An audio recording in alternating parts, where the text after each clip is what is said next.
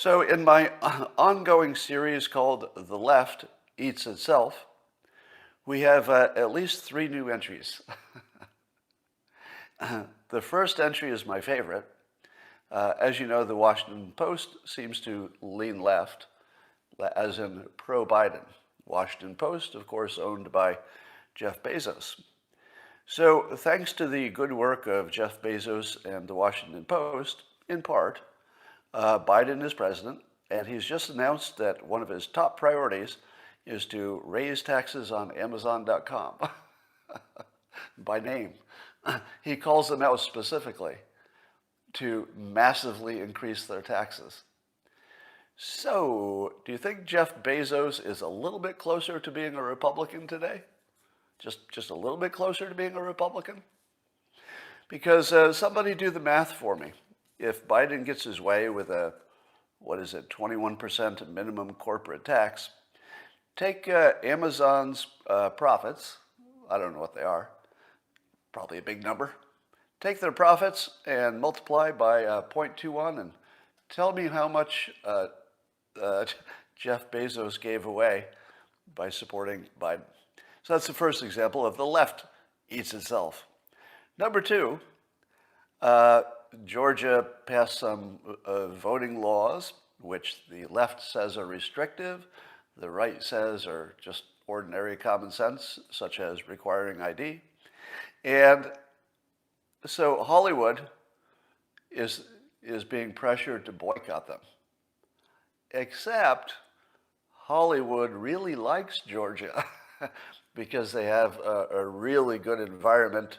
They have the right kind of weather. I mean, they're really optimized for making movies.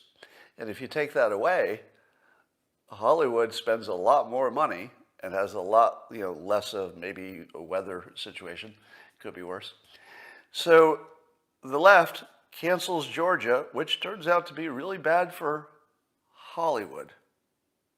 Is it bad for Georgia? Well, we'll find out. Could be. But the left is eating itself. Did I check out Decentraland? I did not yet. Just looking at your comments. Now, here's my latest one. The left eats itself. One of the biggest issues of left and right is whether ID is required for voting, right? So let's just take that fact. Should ID be required for voting? And the left says, no, that's racist because there's so many black Americans, the group I identify with. I've told you that I identify black now because as an affinity, I have more in common with that group, so I just identify black now. With respect, no joke at all. With respect, complete respect, I identify black now. That's not a joke, by the way. Everybody who's going to be laughing and say, you're playing a prank, it's not April Fool's. I just identify with the group. And I have that right, and I'm going to express that right. Because if it were not an option, we wouldn't be talking about it. But it is an option, so I take it. But anyway, voter ID, say the left, is racist because it would leave a lot of black people unable to vote, which sounds pretty bad. But then there's this other question in the news about vaccine passports. And here's the thing. How could you have a vaccine passport without ID? Because wouldn't you have the same racist problem? All the folks who don't have identification, it wouldn't matter if they got a vaccination or not, because later they wouldn't be able to prove it. Because they could prove that somebody by a certain name got a vaccination, but they can't prove that that's them.